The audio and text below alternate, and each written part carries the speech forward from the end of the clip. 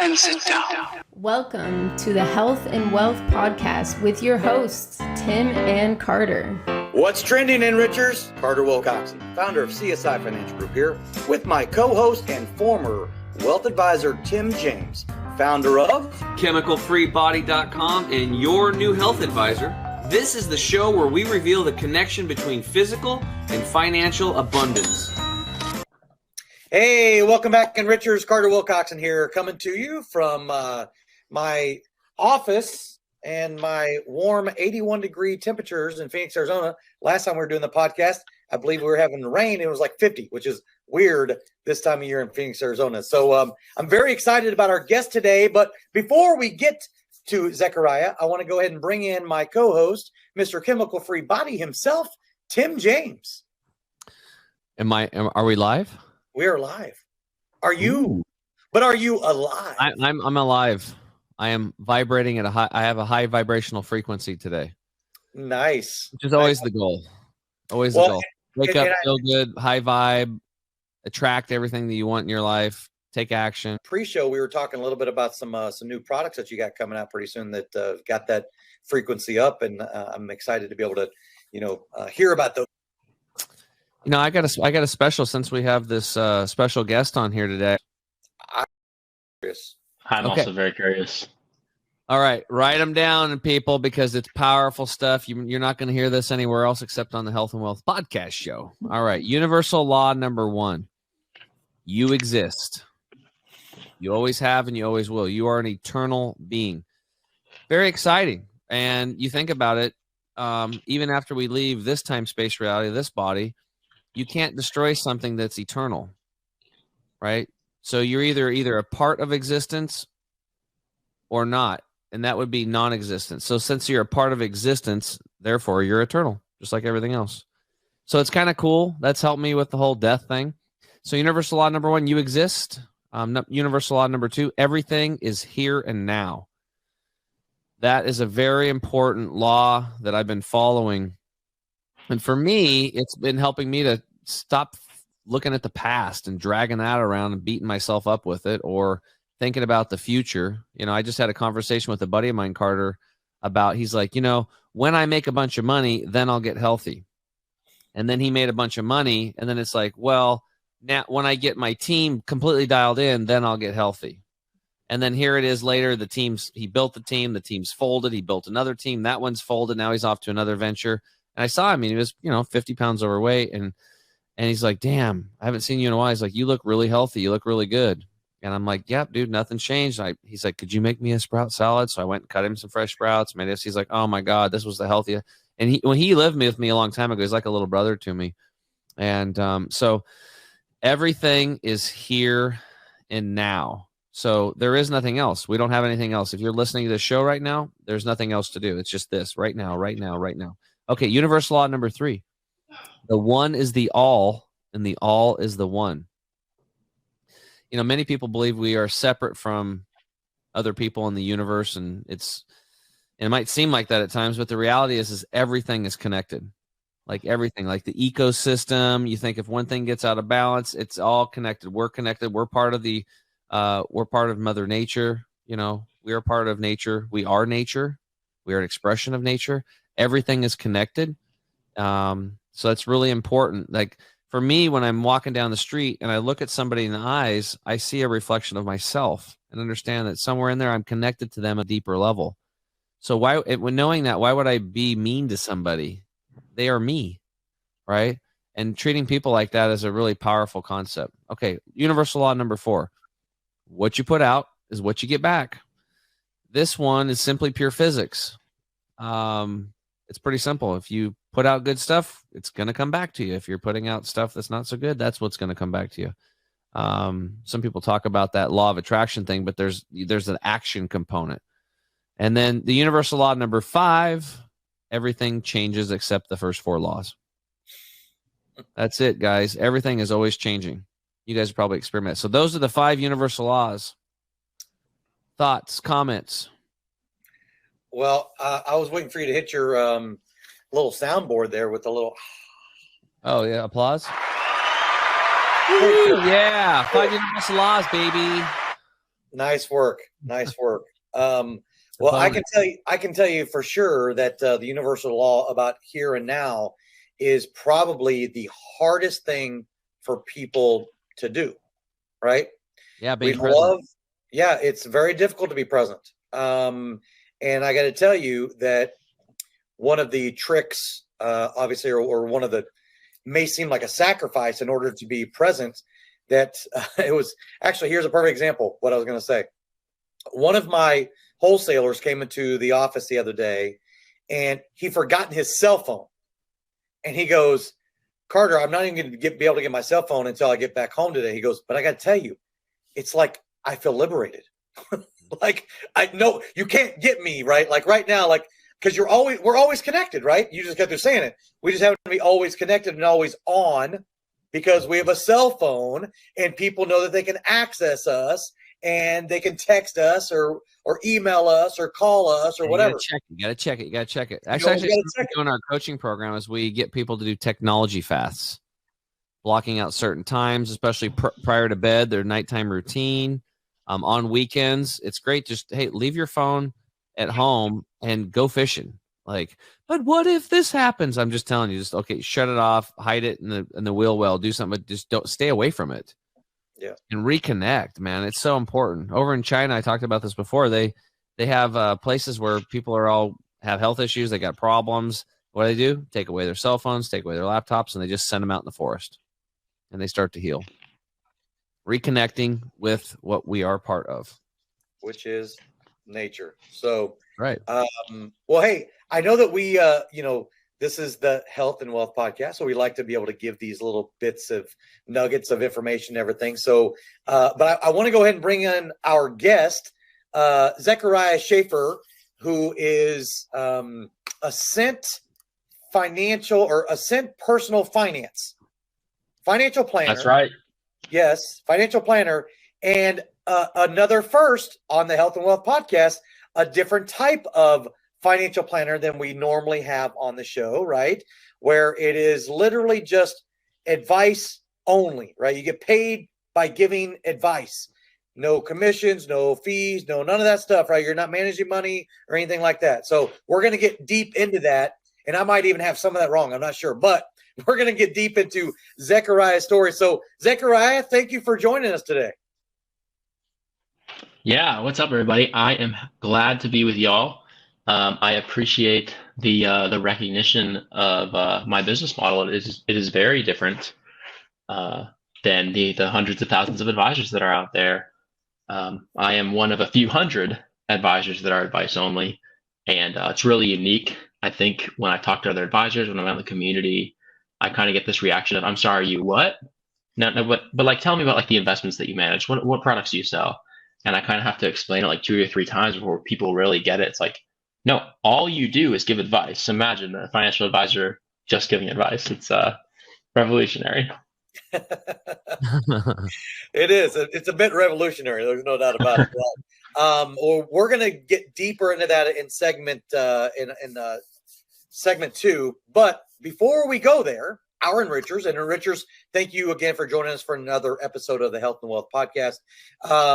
We want to get into your backstory, and our enrichers really appreciate that. So let's go in the way back machine, and let's talk about, what was the infancy? I want to know, like from the very first time you remember, like, I think I have a calling for this. Like, was that in elementary school? Was that in grade school or high school or junior high or, whatever it was? Let's share with the enrichers what started your journey down this path to helping people.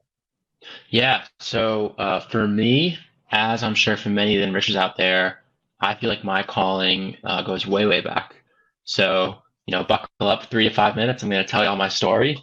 So when I was really young, I lived in Massachusetts. My dad worked at a bank, and then eventually he worked on Wall Street. He did really well for himself.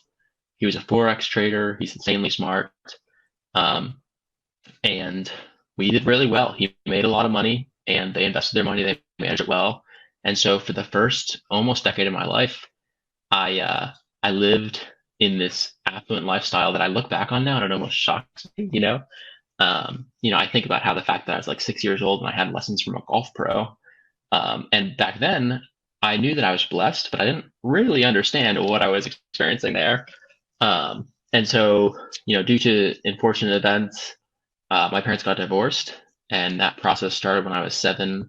It was a multi-year process. And during that time, I saw my mom struggle with money, really struggle with money. My dad had managed the money for our whole lives, and he did really well with it. She never had to worry about that type of stuff. And then our lives get turned upside down in every way, including financially. And for me, I was so young. I was 7, 8, 9 years old. I didn't know what to do. I knew that I couldn't help, but I also knew that she needed help. And I knew that she couldn't afford it. And so I saw her, she made some really, really good decisions. But the thing is that she invested a lot of time into making those decisions, and I respect that. But I just knew that if she could have had help, she would have been able to have, at the very least, much more peace of mind surrounding her decisions, and maybe made some ones as well. Although I think that she made some good decisions. And so just at that early age, I saw the need to help people who might not be super rich with their money, and how those people might need advice too.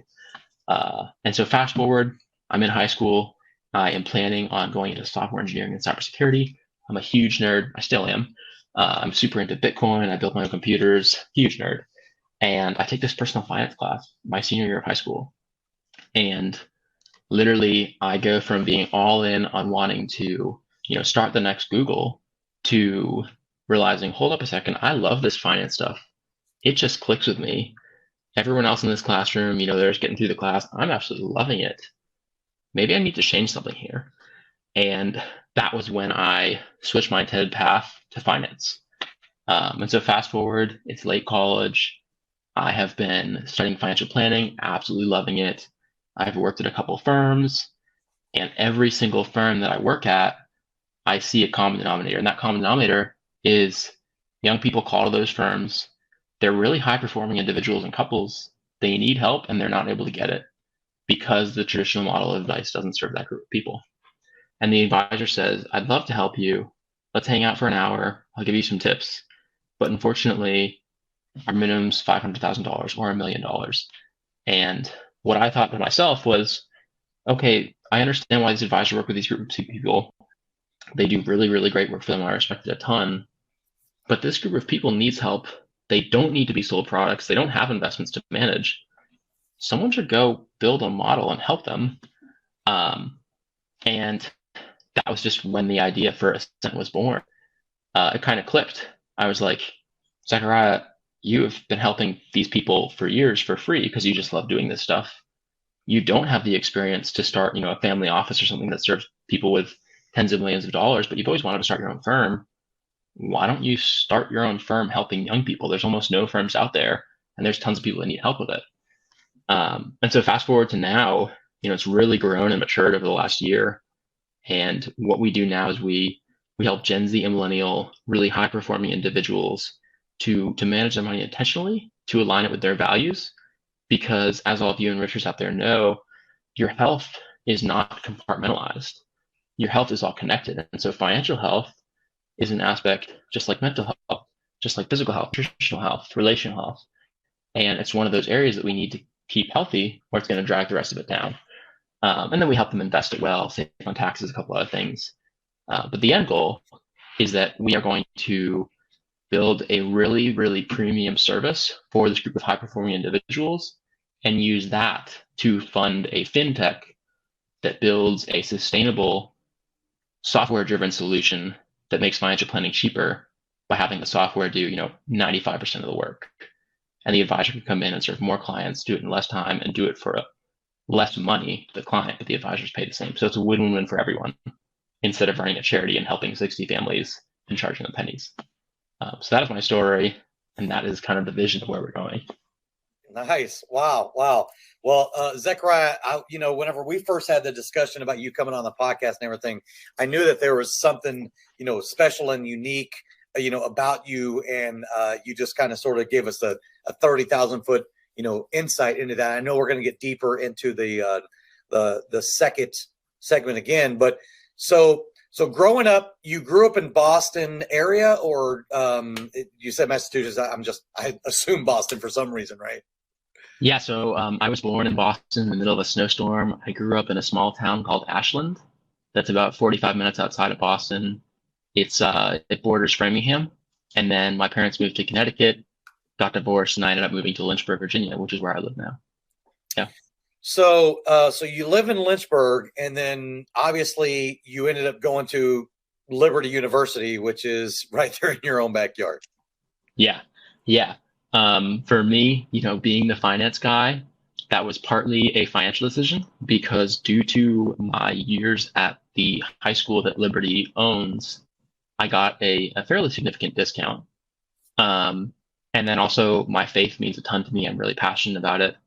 And the community of people who are like-minded, who are pursuing the same God, the God that I believe in, seeing that community was really what sold me on Liberty. It wasn't the academics or other stuff. It was the community of faith-minded individuals. Wow, that's pretty awesome. So did you, whenever you were in, so you've been in Virginia from the time you were how old now? So I've been in Virginia since 10th grade. Since 10th grade. So I was, I guess, 16? Yeah. And obviously now in Richards, you're not necessarily, if you're listening to this right now, you're not seeing Zechariah, but Zechariah, you're a young guy, right? So you're a millennial yourself. Is that fair? Actually, I'm Gen Z. Oh, yeah, I'm one of the older Gen Zs. Probably on the cusp. I wasn't sure. Yeah. No, I am an older Gen Z. Yes. Okay. All right. So you, whenever you were going and deciding to go to Liberty University, that was a no-brainer, obviously, for you then, is what you're saying. Actually, I really wanted to go somewhere else. I wanted to kind of leave town. I didn't love Lynchburg at the time. I do now. And it wasn't until I went to what they do. It's called College for a Weekend. And basically you live on a dorm, you hang out with a bunch of people that are current students or that are prospective students, and then you go to classes and do other things. And it wasn't until I saw the community of young men on the residence hall that I shouted on. It wasn't until that point that I actually decided to go to Liberty. Before that, I was actually pretty resistant to it. Okay, so you wanted to get away from Virginia. Were you going to go like West Coast, or were you going to go, more central, or what? Honestly, I was really focused on, which is ironic now that it doesn't really matter because I'm running my own business, but I was really focused on trying to go to a target school for a finance career because I knew that Liberty's business school, according to metrics at the time, might not have been positioning me best for a degree or for a career in investment banking or something like that, which is what I thought I wanted to do because I didn't know what it was. Gotcha. Well, here in Phoenix and Tempe, obviously, we've got the W.P. Carey School of Business. It's a fairly well-known, established business school and everything. Was that ever a possibility for you? Can I be straight up with you? I didn't know about it. Oh, okay, yeah. Hey, well, I mean, look, you're on the East Coast. I'm out here on the West Coast. Well, I say the West Coast. Arizona is, it's out west anyway. It's the wild, wild west, some would say. But so did you, not growing up and everything, do you have some siblings, or were you an only child also?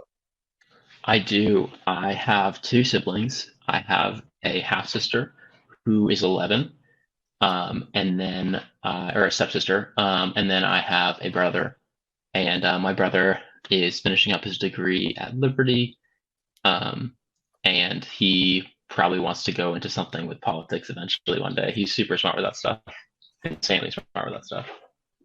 Nice. So did you, I mean, obviously coming from we'll call it a broken home, right? Marriage, having to deal with that and everything, very difficult. Do you think that, well, I guess I'll just ask you, I'm making an assumption that you ended up living with your dad, or did you split time between your mom and your dad, or how did that work out? No, I live with my mom. Yeah. So I'm careful to talk about this just because there's two sides to every story, many sides to every story, really. And I want to respect all parties involved and honor them. But I did live with my mom. Yeah. Gotcha. So, did your brother also live with your mom, and then it sounds like He did. she got to be married, and that's why you got a stepsister. So my brother and I live with my mom, and my dad remarried actually, and that's where the stepsister came from. Yeah. Okay, I got you. All right. So then you're a self-professed nerd, right? Oh yeah, big time. Big time. So just out of curiosity, growing up and going through school and, being kind of nerdy or whatever, did you have a lot of different types of friends? Did you play any type of sports whenever you were going through, high school and into college, or was it you were just always had your nose in the books? I it's ironic because now I work out a good bit. And I think most people kind of see me as someone who does that, but I have not been that person my whole life. In late elementary school, my buddy Will and I were huge nerds, playing with our RC cars and our RC helicopters and modding them out and geeking out about it. And then in middle school, huge Minecraft nerd, played it all the time, loved it, super fun, honestly. Maybe I should have used that time for something productive, but we're doing fine. And then late middle school, it was still in the books. I founded my school's robotics team with a buddy of mine, a couple buddies of mine. Early high school, I mentored my new school's robotics team when I moved to Virginia. I played a little bit of soccer in there. I played a little bit of baseball in there. My best hit in baseball was a foul ball in middle school. So as you can tell, I am more gifted with the numbers than I am with the baseball. And then I played a little bit of indoor soccer, but I really enjoy weightlifting actually. And that was something that happened later on in your life then, whenever you sort of got more into the gym or being I don't want to call you a gym rat, but something like that. No, yeah. I started really enjoying working out and running in late high school and enjoyed hiking. And I realized that I was a better hiker if I was in better shape, started running. And then I kind of wanted to check out this whole weightlifting thing. And so I asked the coach of the football team if I could lift with them during their strength conditioning class. And so I did.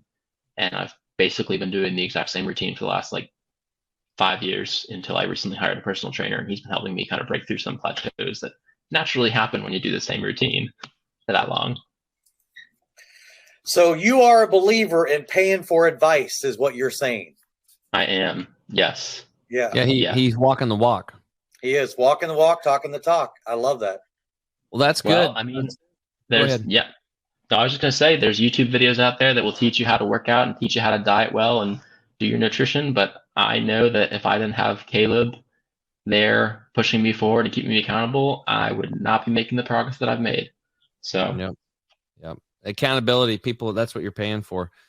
Awesome. Mm-hmm. Well, this will be a good time to segment. We're going to take a quick break, and when we get back, we'll start finding out a little bit more. We'll ask Zechariah about what's it like in the life of the advisor that doesn't push any funds, insurance, does not manage money, but he only gives advice. We'll be right back. Estate planning. What does that even mean? When the inevitable happens for everyone on this planet, your estate plan kicks into action. But first, let's start with what an estate is. An estate is simply everything you own. Now, here's the issue and what needs to be understood when this event occurs. You only have two choices on this plan. Number one, either you plan how your estate gets handed out and distributed to those you leave behind. Or number two, your state decides who gets everything you own. For the first time ever, you can now take complete and total control of this plan that you've been deprived of for most of your life and generations before you. You can get personalized assistance along the way with a team of specialists whose job it is to make sure you have true peace of mind. It's important to understand that estate planning is a journey, and rest assured that our team will be available to you all along the way and at every step. Welcome to Estate Plan, home of the last estate plan you'll ever need. To learn more, make sure to reach out to your local advisor licensed with us or go to our website for more information.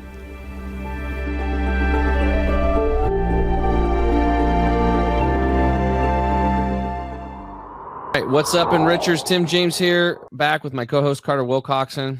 today in the house, we've got Zechariah, the founder of Ascent Personal Finance. He is a registered investment advisory firm serving Gen Z and millennial crypto investors and STEM healthcare pros. So, and in his bio, it's pretty clear. And like 99% of advisors out there, he's advice only. So he doesn't sell products. He doesn't get paid commissions or manage investments. The firm runs on a subscription model and focuses heavily on the financial planning aspect. So this is kind of actually interesting because it's going back to, I mean, somebody's going to have to invest the funds, but it's kind of like the doctors right now. They're cutting out the, what they call the GPOs, and there's I can't remember all the name of them, but there's so much middlemen involved with the healthcare bills and stuff like Obamacare and for Healthcare Act, all these stupid things that things are ridiculous. It's ridiculous. Like you get Tylenol is like, you get one Tylenol handed to you. It's like in a hospital, it's like $17. Or it's actually more than that now, because that was years ago when I actually asked that. I was a mortgage broker over 10 years ago. God, it's been way longer than that. Probably 20. Yee. And over 20 years. 20 years ago, Tylenol was $17 a pill. That's ridiculous. There's too many people in the middle taking a piece of the pie, and then the pie's got to get bigger, and then who pays for it? The consumer. So tell us all about this, man. How did you get into this? And maybe you can give some examples of like who you're helping and how they're benefiting from an investment or advice only advisor. It's pretty cool. Yeah, it is pretty unique. I love that you brought up the direct primary care business model for doctors. I think that's what you were talking about. Yes. Because actually my financial planning practice is very similar to a direct primary care practice in many ways. But so advice only. My first question when I was starting my firm, one of the first questions was, who do I want to work with? How am I going to add value to them? And being a huge nerd, being someone who almost went into software engineering, almost went into cybersecurity, has been in the crypto space for almost a decade. I was like, okay, Gen Z and millennials, obviously younger people, they are the ones who I'm going to relate to most. They're the ones who I'm going to be able to add the value that other advisors might not be able to add because they're more experienced in retirement strategies, whereas I'm more experienced in helping you boost yourself strategies. And then so Gen Z and millennials, and then crypto investors, because I'm very, very well versed in that space, the tax strategy surrounding it, the risk management surrounding it, as well as just what it's like to be in the community, what it's like to go through a huge rise and fall of your portfolio, the feelings that you undergo.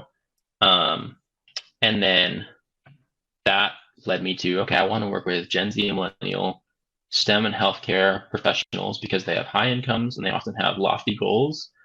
And therefore there's really complex financial planning needs, who are also crypto investors. Because when you combine those two together, there are almost no advisors in the United States who are specializing in a group of people who are appropriately equipped to work with that group of people and whose business model aligns with that group of people.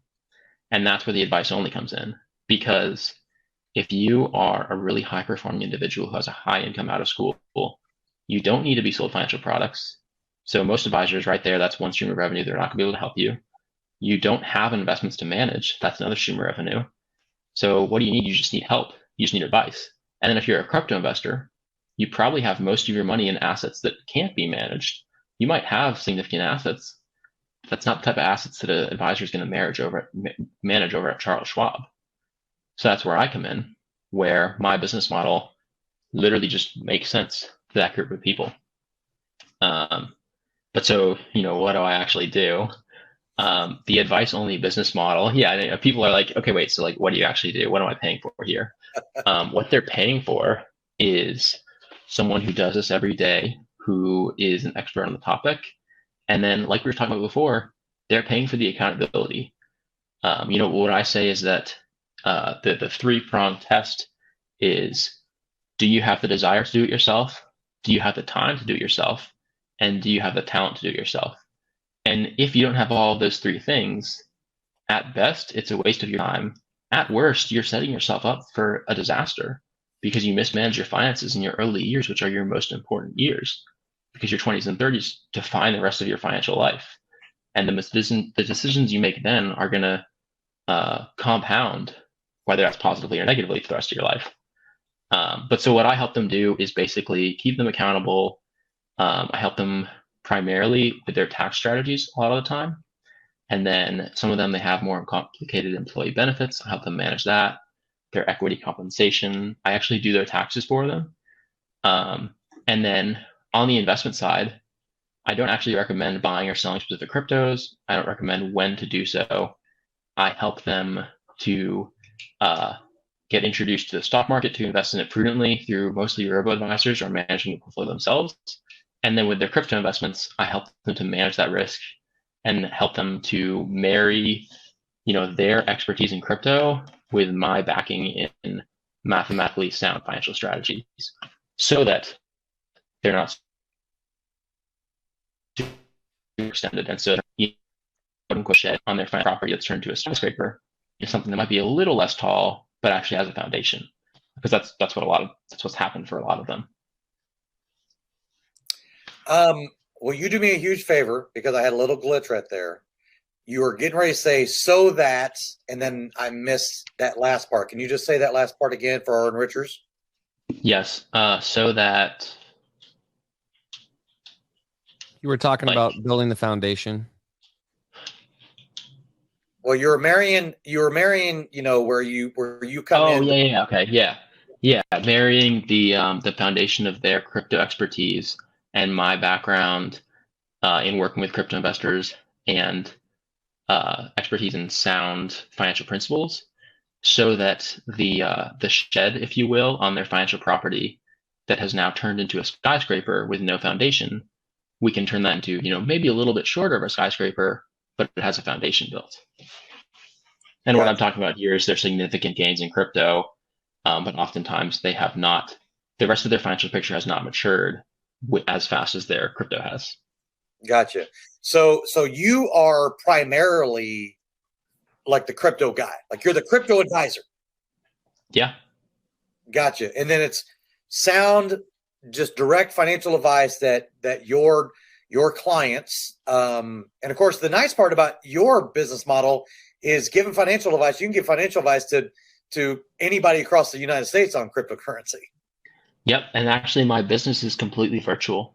So about 25% of my clients, actually less than that, live in Lynchburg, and then the rest of them are across the nation. And that's things like this happen when you're virtually meeting one another, doing a podcast. Back in the day, it used to go out and meet people outside and a bird would crap on your head. Now your internet goes down. I've actually had that happen to me twice. It's not the truly best thing. Unfortunate.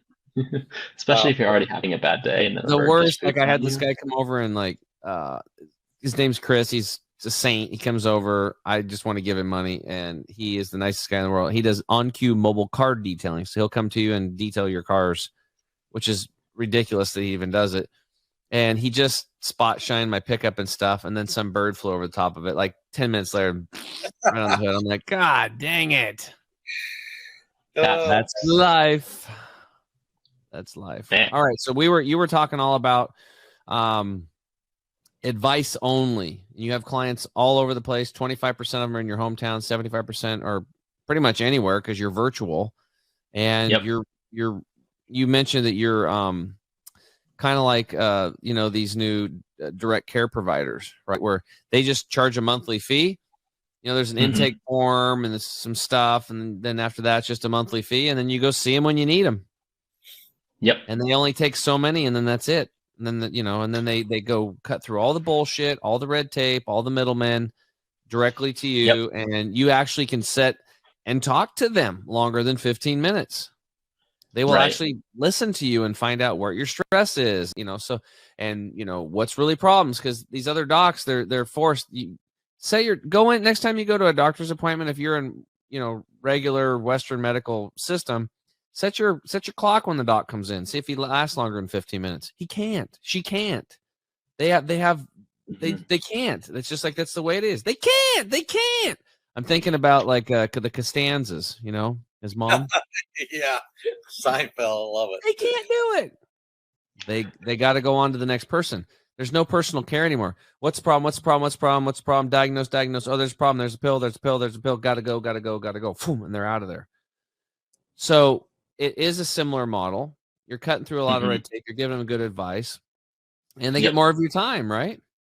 Yep. Well, so for the financial services version of what you're talking about is not the amount of time that the advisor spends with you, but it's the transparency in fees. Because I guarantee you that if you ask the average client of financial advisor, hey, what do you pay your financial advisor? They'd be like, I don't know.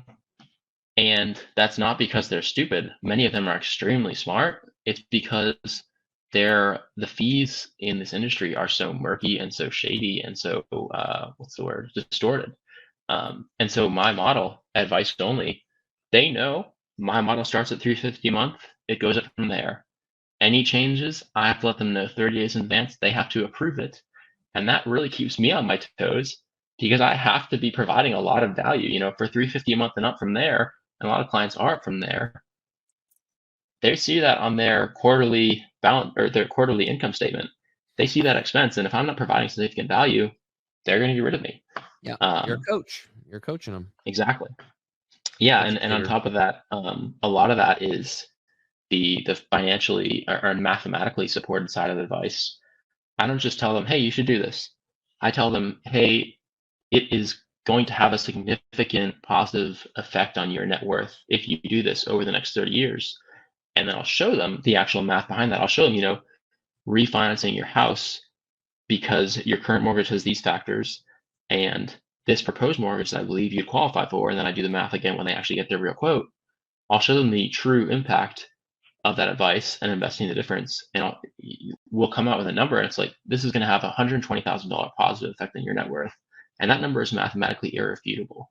Now, it's not a guarantee, but based on historical averages, based on what the stock market has done in the past, it is reasonable to assume that amount. And that really kind of takes the advice, you should do this, and it takes it and makes it really powerful and personal to that person's specific situation.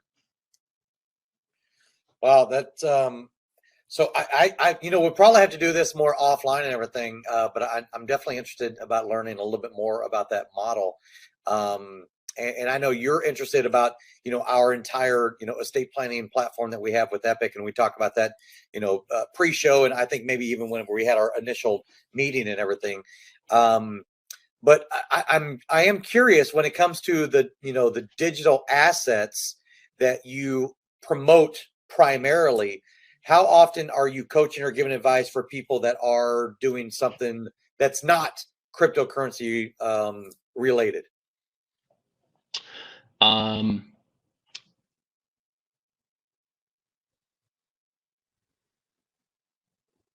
So, I mean, the group of clients that I work with, Gen Z, Millennial, STEM or health professionals who are usually also crypto investors, 10 of my 13 clients are exactly that profile.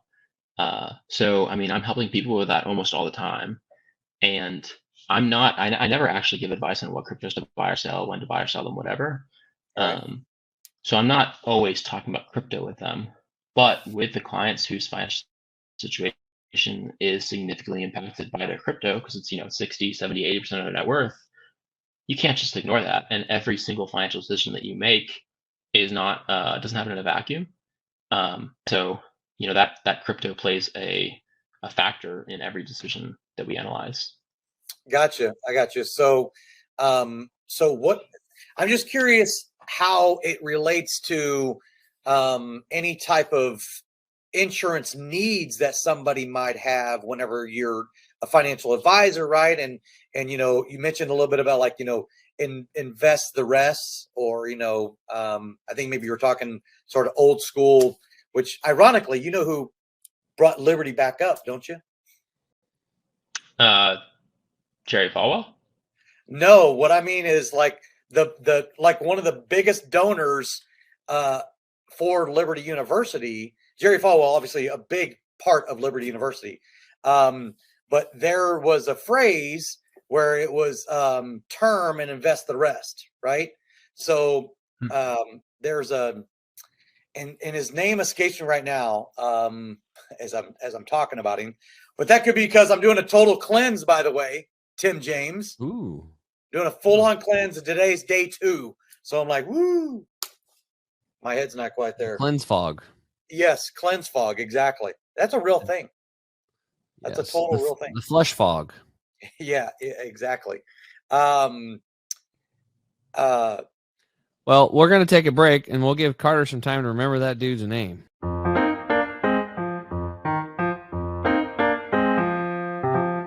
You want the absolute best for yourself, and you want it to be easy. That's why we created Green 85. It helps with detoxifying the body gently. We're proud it's chemical-free, unlike almost all other supplements you'll find. Bottom line, Green 85 will get you healthier. We look forward to hearing what Green 85 did for you.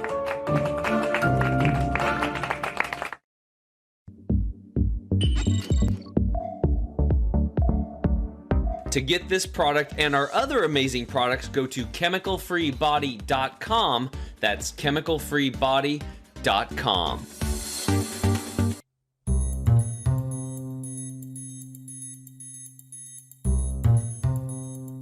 What's up, enrichers? Tim James here with my co-host Carter Wilcoxon. Today in the house, we've got Zechariah, the founder of Ascent Personal Finance, a registered investment advisory firm. Now we're going to flip the topic from wealth to health. So, Zechariah, what questions you got for me, brother? Yes, I am very glad that I get to talk to you about this because my health is something that I've been really investing in over the last 6 to 8 months.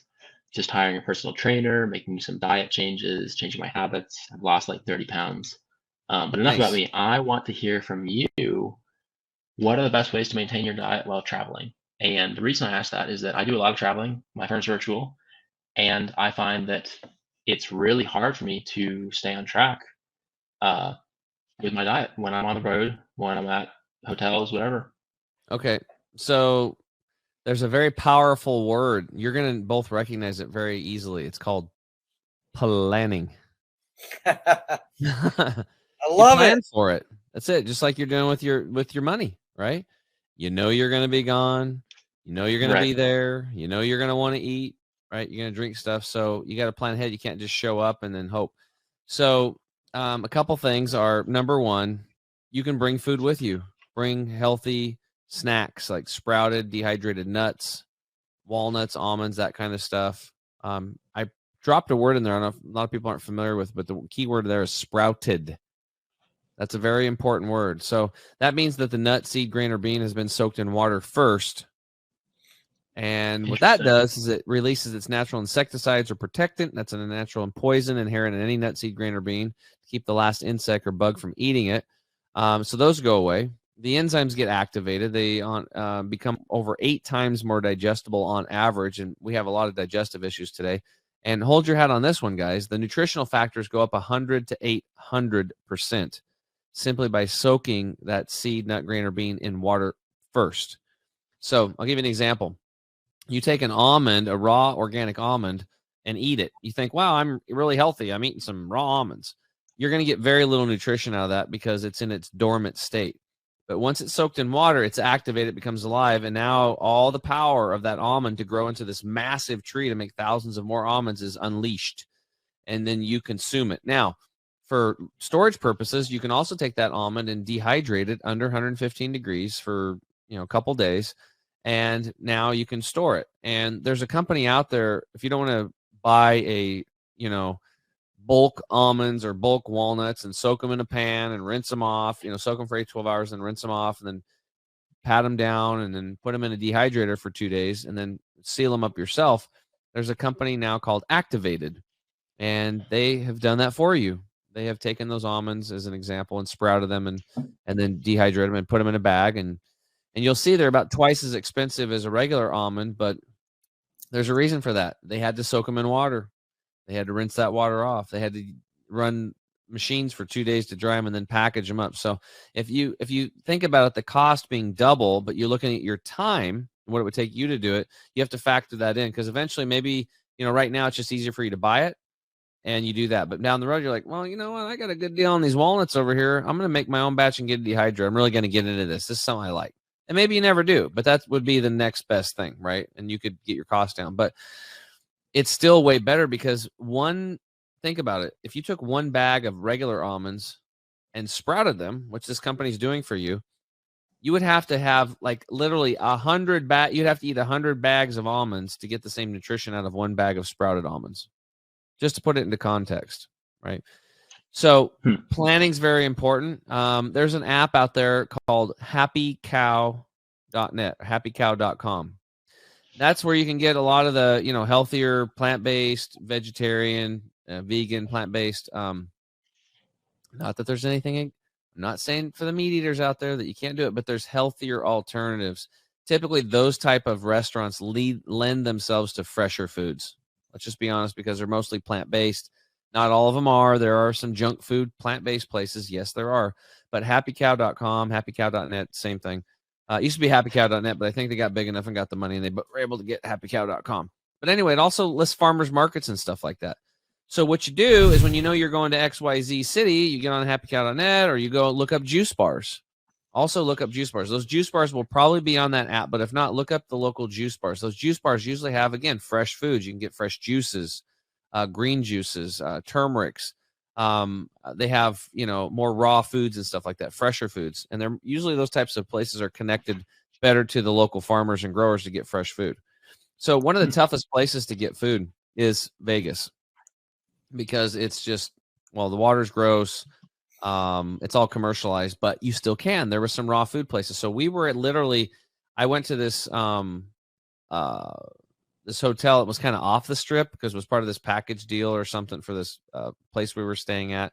Anyway, I was going to order some room service, and then it was like they were going to charge me a $6 delivery fee to deliver the food from the hotel to my room in the hotel. I'm like, what the hell? And then I was like, you know what? Screw this. Let me look online. If I'm going to pay a delivery fee, thank God they charged me a delivery fee because their food's garbage. And I looked up and I found a few miles away a raw food restaurant. And we ordered a bunch of Fiji water and coconut waters and green juices and, a bunch of healthy foods, right? And it was a $10 delivery fee. And so we just ordered a whole bunch of food. So we had enough for 2 days. And then 2 days later, I ordered another one. And I just had this food delivered to me, right? Now, on the plane flight, again, you can bring your food with you. A nice thing to do on plane flights is on travel day, this might be a good day to just rest and do fasting. It's a really good day. Don't try to, there's a airport in LA that's got some pretty healthy stuff, but some of these airports have nothing good. Just depends on where you're at. I mean, it's some of the worst food you could possibly get. So on those days, that might be a good day for liquid nourishment or to do a water fast. If you haven't done water fasting before, then that might not be the first place to do it while you're traveling. But maybe you just do liquid nourishment. So we have this green powder. It's called Green 85. This is designed to replace a green juice. It's highly concentrated plant extracts, highly concentrated. So I healed myself through juicing. And the reason why I built Green 85 in the beginning was because I wanted to be able to get a fresh pressed juice or as close to it when I traveled. That was actually the story behind Green 85. And we made it, and then it's just it's so darn convenient and it works so well. It's just I mean, even when I make a fresh pressed juice, I still put Green 85 in it because I just want more nutrients. But you have a can of that with you, and just boom, dude, you could be taking that.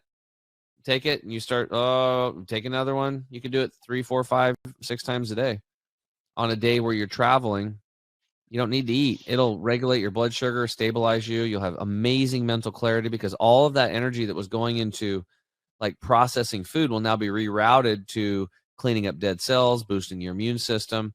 On my coaching days, tomorrow, Wednesdays, I do liquid nourishment. I don't eat any heavy foods. Why? Because I'm going to be speaking in front of an audience that day. So I'm just mentally acute because I don't have the burden of digestion that day. So that could be another way to look at it instead of a down thing. Where am I going to get my food? It's wow, I'm traveling on Friday. This is going to be a great day for me to do a liquid nourishment deal and boost my immune system. So you can completely flip it around. So that's another way to do it. Bring your food with you, plan ahead, look into restaurants, go to happycow.net, check out farmers stuff, plan your food before you get there. That's what I'd recommend. Interesting. Well, I took a couple of notes while you were talking about that because that's all good stuff. And I've never heard about activated nuts like you were mentioning earlier, and I've never heard about the mental burden of digestion. So I will have to look into that more. And then my second question for you if you're ready for it, Yep. is, and we, to the audience, to the amateurs, we talked about this before. He knows I'm going to ask him this. He's okay with it. What is your stance on vaccines, specifically the COVID vaccine, not vaccines in general? Well, I mean, it's kind of the same, but the reality is that I am not a pro or anti guy.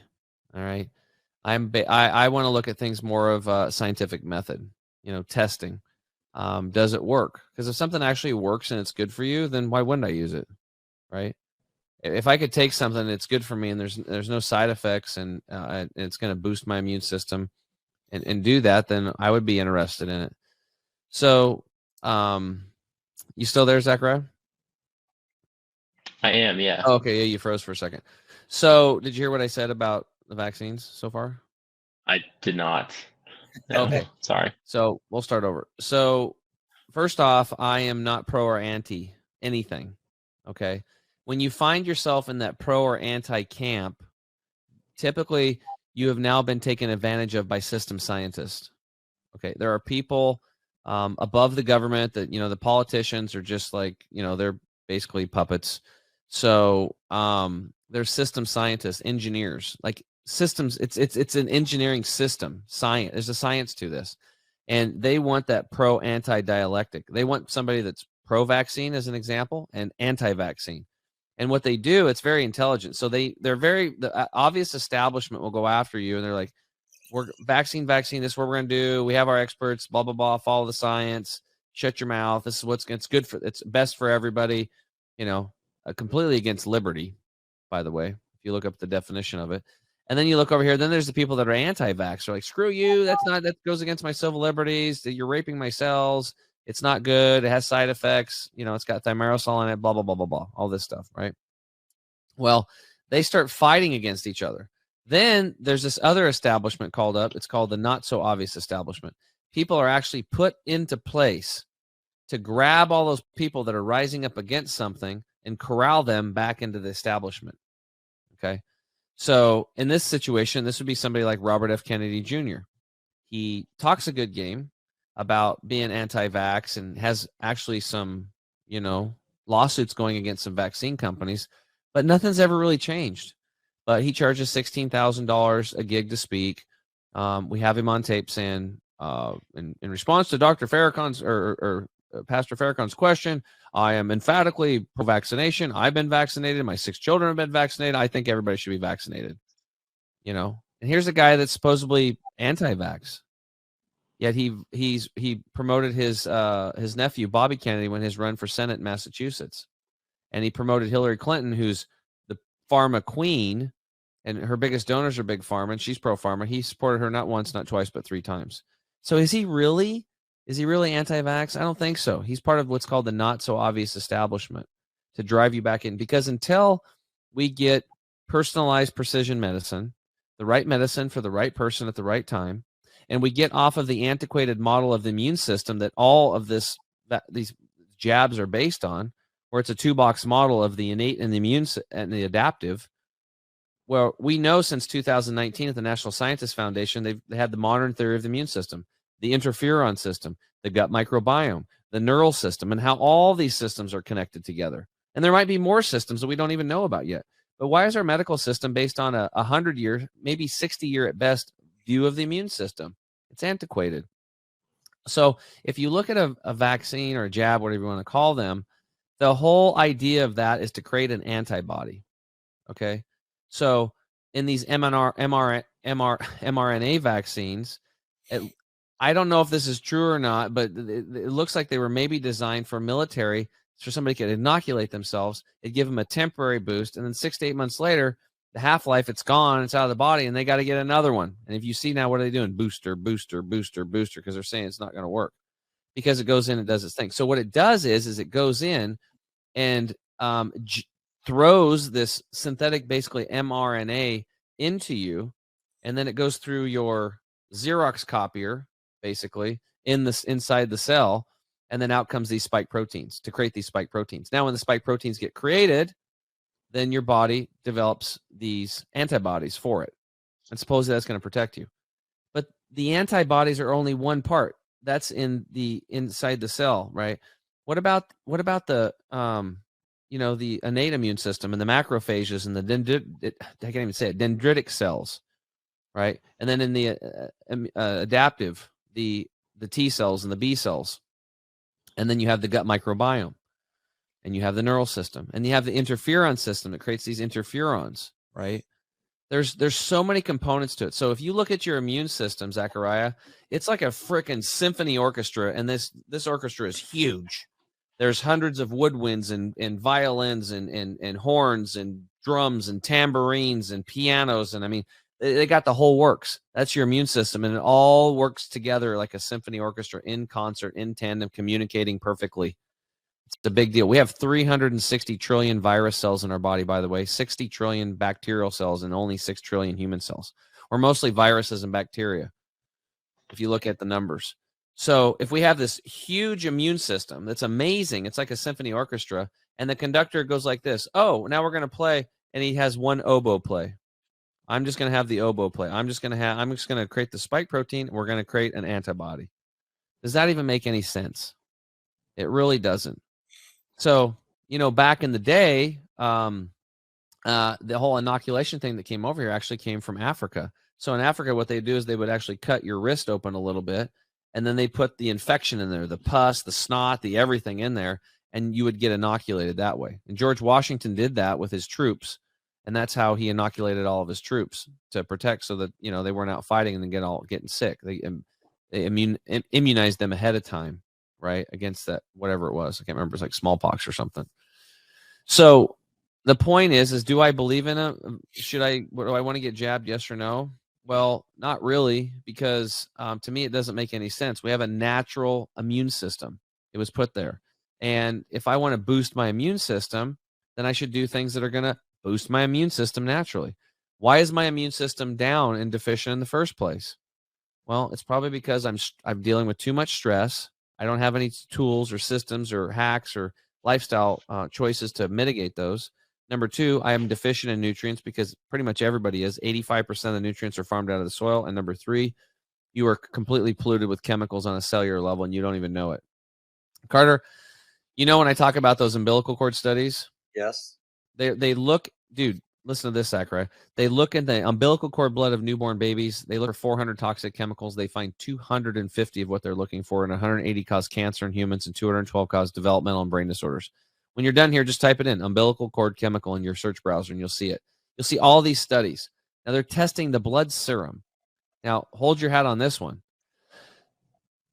There's over 100,000 toxic chemicals out there. There's 2,000 new chemicals being made every year. Only 1/4% are tested. So if we extrapolate that out, 400 they're looking for. They find 250. That's 71%. There's over 71,000 toxic chemicals that could be in the bloodstream.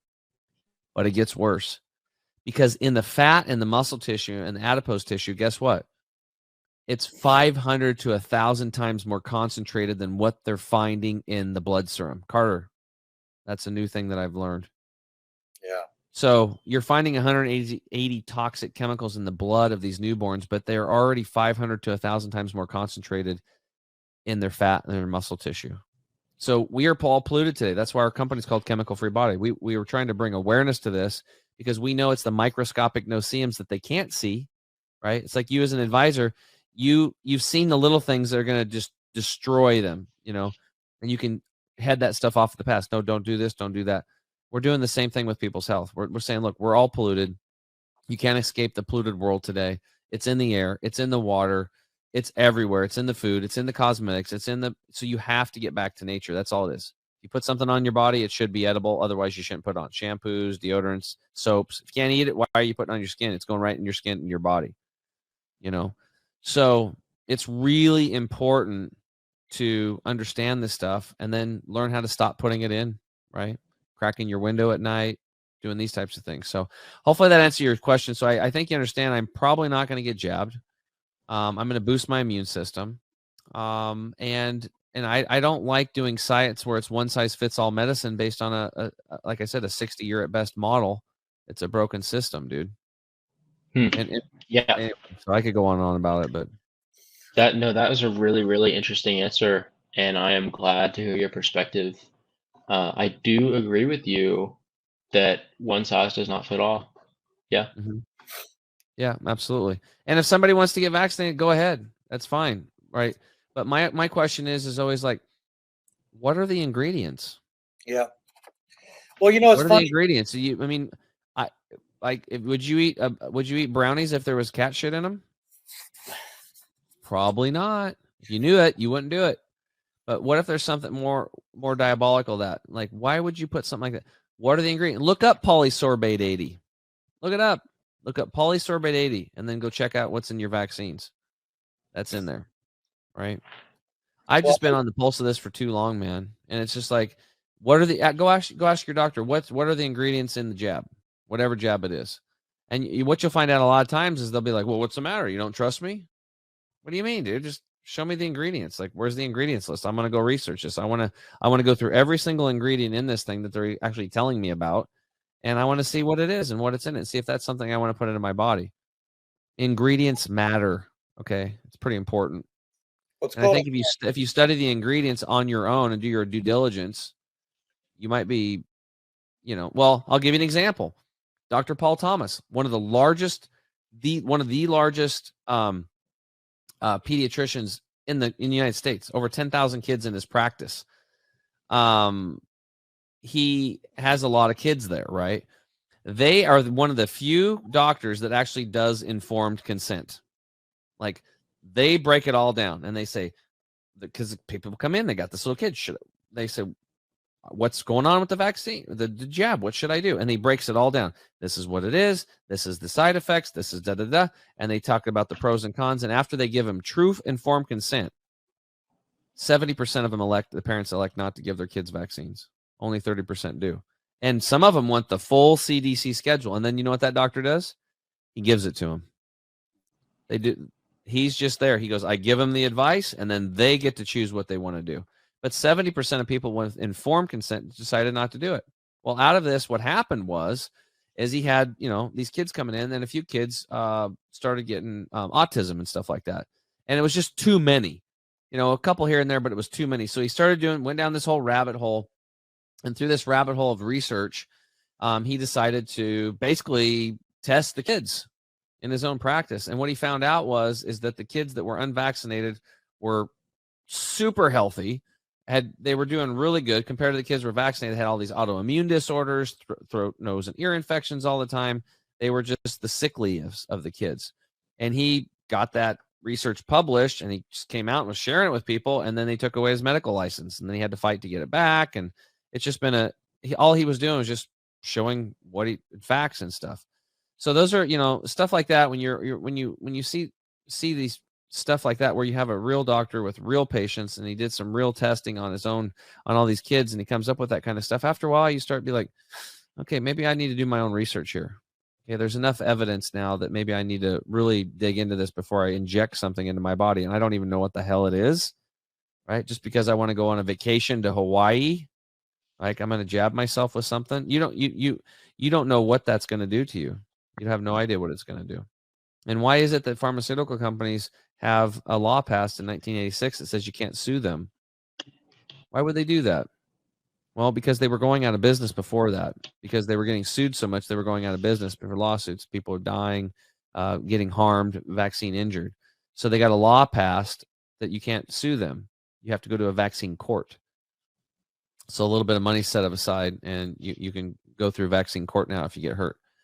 And it has to go through our own government. So it's kind of a weird thing. Could you imagine if you gave somebody investment advice, or let's put it a different way. If you bought a car and you have a girlfriend, are you married, Zechariah? No. Okay. Well, let's say you get married, right? And you have a wife and a baby, and you go to the dealership and your wife buys a new car, and you drove there, and she's going to drive home with the baby and the new car, and you drive off, and she's in front of you, and the car explodes, and she's died. Your family's dead. You can't sue that car manufacturer because they had a defect. They had a law written in 1986. You see the problem with that? That's where I don't get along with a lot of this stuff. There's too much common sense that's not making sense to me in this situation. So Anyway, I believe in nature. I believe in people being their own doctor. I believe in self-healing. I believe in people taking responsibility for their health. And I believe that if we're going to improve health for ourselves, we need to take care of our own health. We need to improve our infrastructure. And if we want to improve public health, we have to improve infrastructure, clean water, clean air, clean, fresh food, sewer systems, sanitation, that kind of stuff. That's how we get good health. Well, there you go. That was, quite a bit. I was just going to impart a little bit of something as far as like, what you said, Zechariah, on, one size fits all does not apply. Right. And I was just thinking about it when I was walking through the country club I belong to. They have like this kids area that, the parents can take their kids there and everything. And there's a sign right outside the door that says, "Do not bring anything in that has peanuts." For some reason, peanuts could kill you. But this list of ingredients of something that's going to be injected into you, that one size is just, we're not worried about any of those ingredients at all. But don't bring in your peanuts into this area because a kid could be allergic to it. You see, that's the common sense for me that just rang true as I was thinking about that just literally a few days ago. So anyway, I wanted to impart my little bit of, perspective. Awesome. Well, Zechariah, man, thanks for coming on today, brother. Yeah, it was a pleasure being with y'all. I'm always happy to hear the people's perspectives and heard some really interesting things. Y'all. And we're out. Well, hopefully you can come back and redo that. He's frozen. I know. Yeah, no, for sure. Yeah, we'll have to. So hopefully Well, we got most of it. A couple little edits. Yeah. Are you guys there? Okay, Yeah, there you're back. So I was going Yeah. to say, Zechariah, let's start over because you cut out. So thank you so much for being on the show today, brother. We appreciate your input. Yeah, no, it was a pleasure being with you guys, and I always enjoy hearing other perspectives, and it was really interesting to hear from y'all.